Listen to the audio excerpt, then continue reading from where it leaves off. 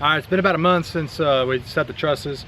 I finished out the framing and started on the roof. I got half of it done. The front side's done, the back side's not done. My plan is to get some video of us putting that on, and then also I'll go through how I'm putting the insulation on and how that's meeting up with the fascia board. You know, I've done a lot of research on the internet and had a hard time finding like real close details of how people are doing it.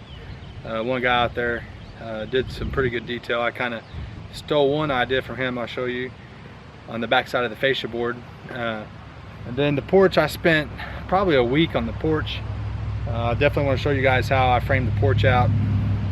I doubt it's like anybody else's, so I'll show you what I did back here, and you can get an idea of how to do it, and maybe leave me a comment on what I did wrong. And then I'll show you the rest of the framing. Obviously, since we put the trusses, I got all the rest of the purlins on in between the boxes, and I also bolted the trusses to the poles. I'll show you how I did that, and we'll go from there. Alright, so after the trusses were set, put the fascia boards on the outside, bolted, used some carriage bolts, zinc coated carriage bolts, 3 per truss, and that's what's holding the truss to the pole. And I talked about the insert board. You take it out and cut it, and then the truss sits in between the outside 2 laminated poles, boards, and then bolted that on.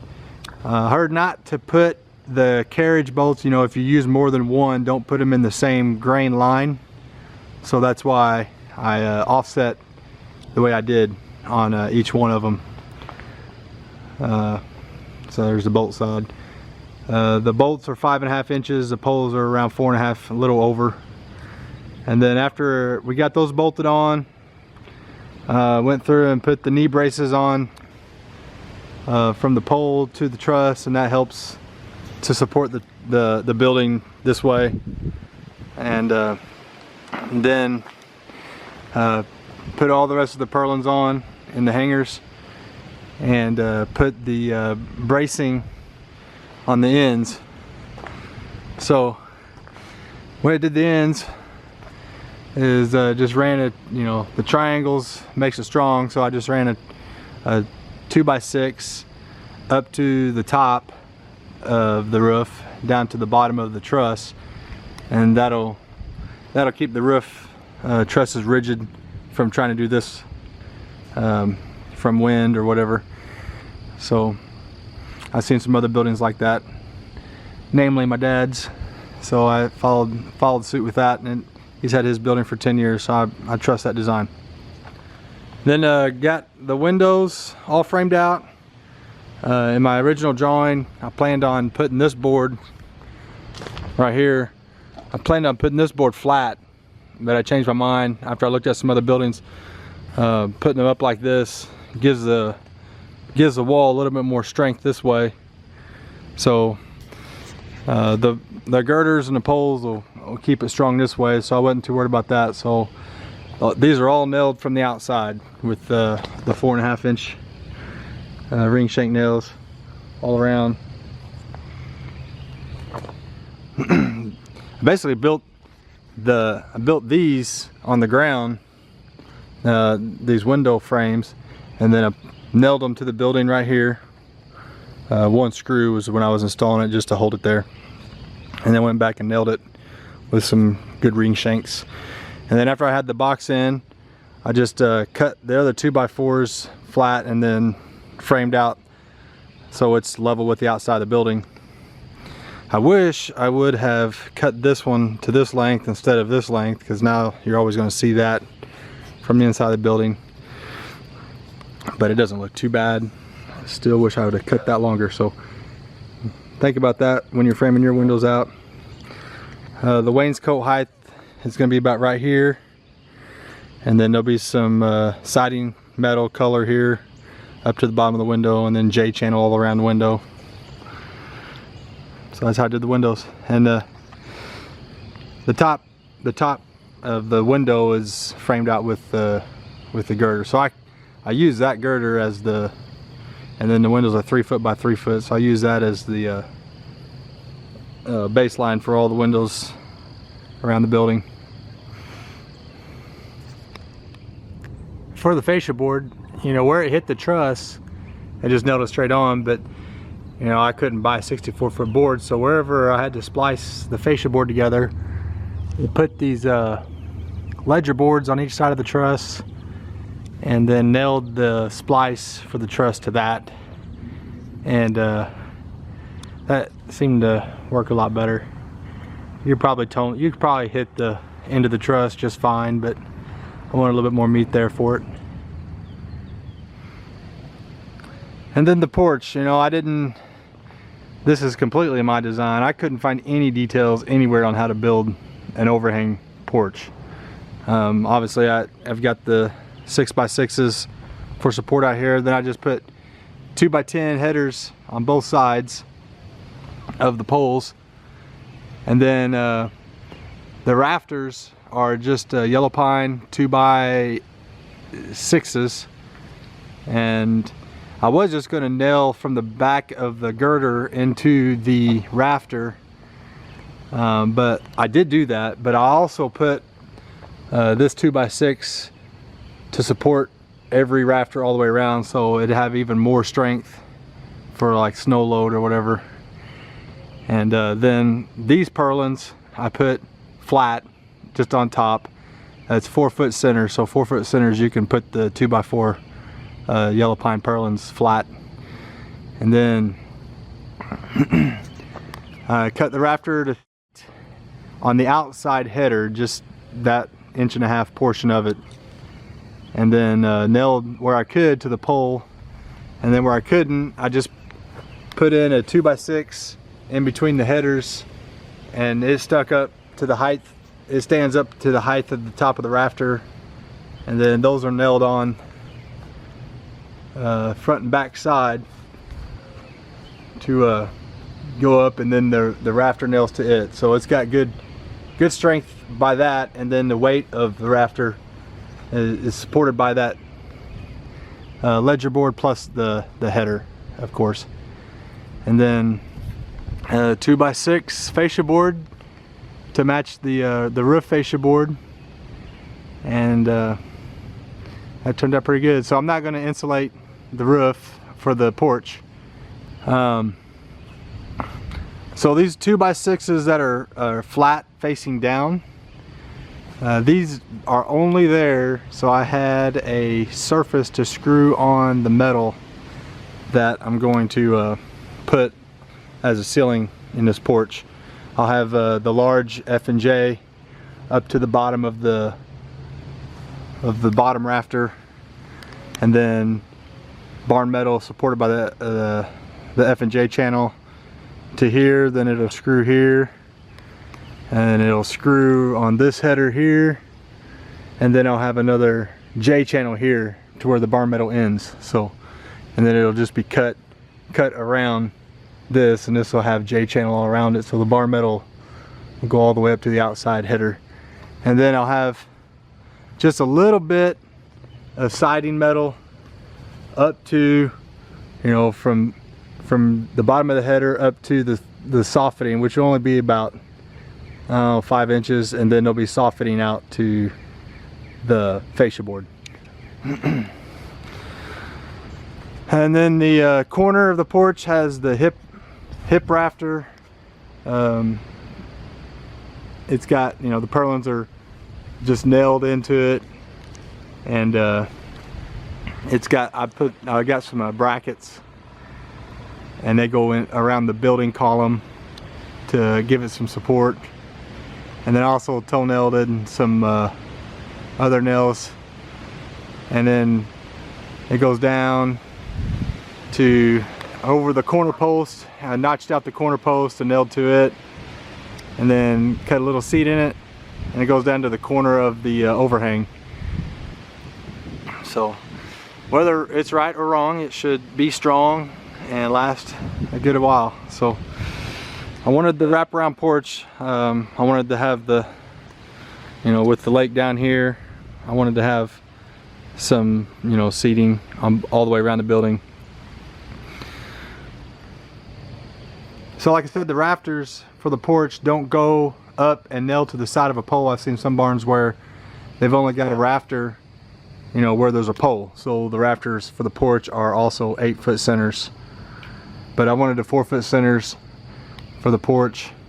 So that's why, you know, I put a lot more girders up around the porch to have a nailing surface for the porch roof. So all the rafters are nailed through on the back side, and so is the support board as well. And then to keep the rafters you know, not unlevel, I put that 2x6 here and nailed it in to keep those flat, because some of them were, you know, bowed different directions. So that straightened them out pretty good. So I did that all the way around.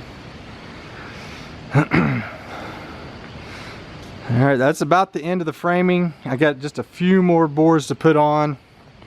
So like the door, I'm going to put a 2x6 on the inside to make it, you know, flat with the header. So when I install the garage door, it'll be, you know, the same surface from where the top of the framing is all the way down. So the door, the flashing will go up underneath the J channel. The J channel will be here, and then the flashing will go all the way back to the 2x6 I'm going to add to here. So all the doors will have a level surface on the inside for the garage door. And then we got started on the roof. So like I said in the first or second video when I was going through the materials, I wanted to make sure and use the silver back, the foil covered foam board, because I just like the looks of just silver on the inside of the building. No ugly lettering or anything. Plus it reflects light really good and it looks good. So that's what the inside of the building is going to be all around, except for the behind the wainscot. I'm going to put in OSB just because that stuff is pretty soft. You can poke holes in it pretty easy, and being close to the floor, I'm sure that's going to happen a lot. So I just decided to put OSB around the bottom right behind the wainscot. Alright, so I'll go up and I'll show you how the detail is with the insulation, the metal, and the drip edge and all that stuff. Alright, as you know, the fascia board is just a squared off 2x6. There's no angles cut to it. So one trick I found watching some other videos on YouTube was I can't remember his name, but he talked about cutting ripping an angle. You know, this is 18.4 degrees or 412 pitch angle.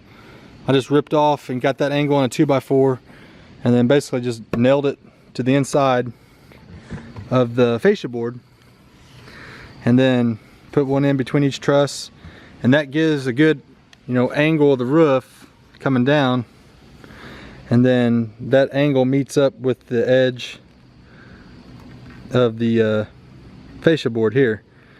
So that, you know, my whole design, even the trusses, you can see the truss is a little high because that angle meets up with the edge of the fascia board. So yeah, there's always going to be a gap right inside here, but it should be covered up with flashing and watertight with the drip edge.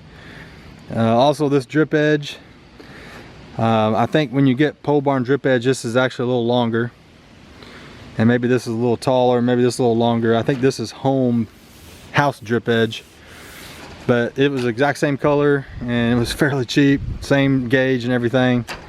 So I went ahead and just decided to get this like $3.50 a piece for a 10-foot.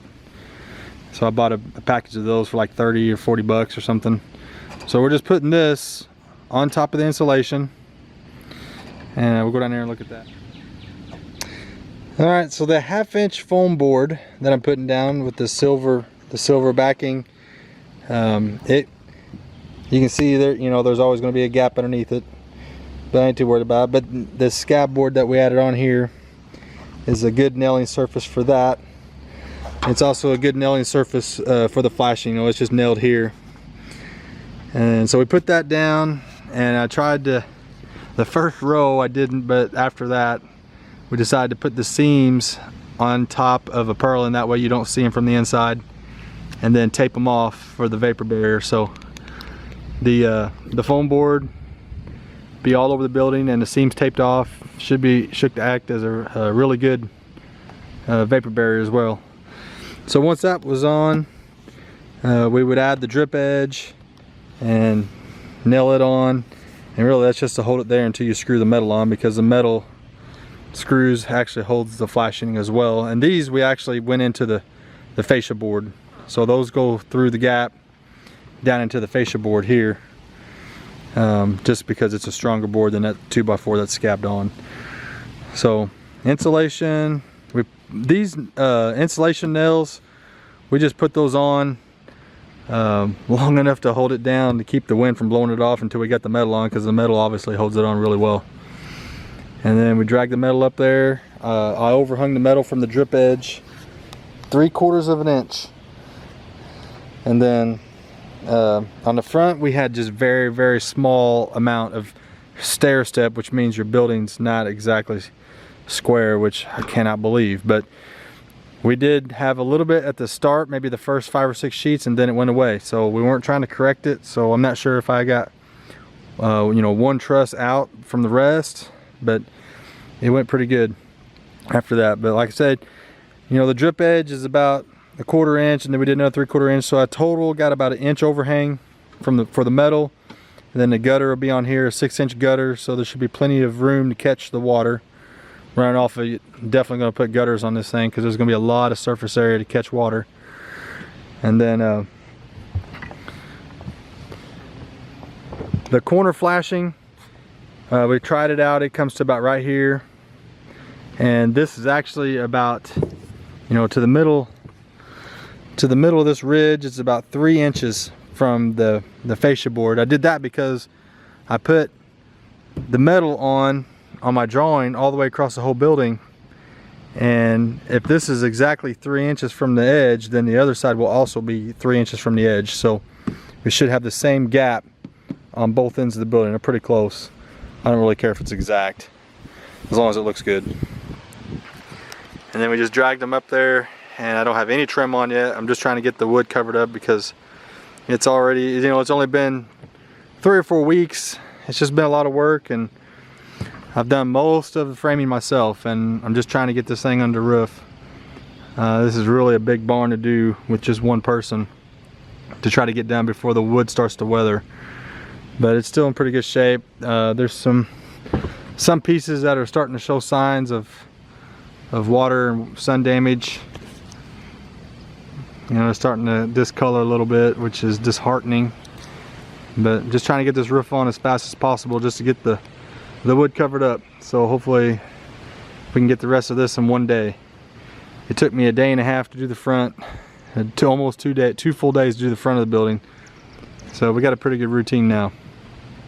So that's how we're putting the roof metal on, and then we'll do some time lapse so you can see how we're doing it. You know, we're only doing a row of insulation, enough to get a piece of metal on, and then we'll put the metal on.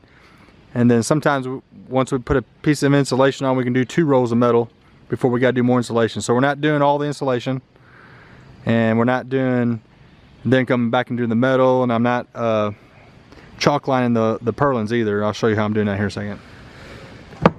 So every time I put a sheet on, I'll walk up to the top. You can walk on this pretty easy. I try to step on where the purlins are at, but I'll take this T-square and I'll just line it up with the rib. This is another trick I found on the YouTube videos. But I'll line this up with a purlin, and then I'll just mark a dot where I want to put each screw based on that, and screw it right then and there. I'm not coming back and chalk lining or putting the screws in later. I'm just screwing every sheet as I go. That way I can see the purlin, and I've only missed 2 times, and I was able to back it out and angle it and get it in. So that's working pretty good. So this drywall square trick was a good idea.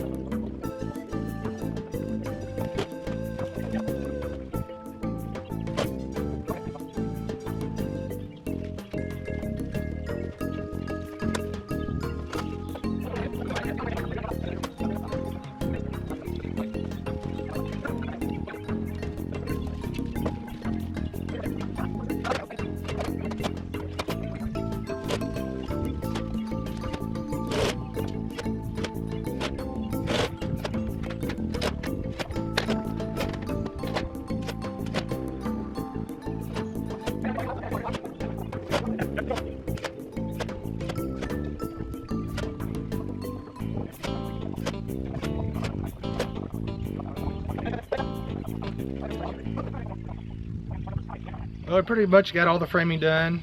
We got the porch roof and the main roof done, so it's out of the weather.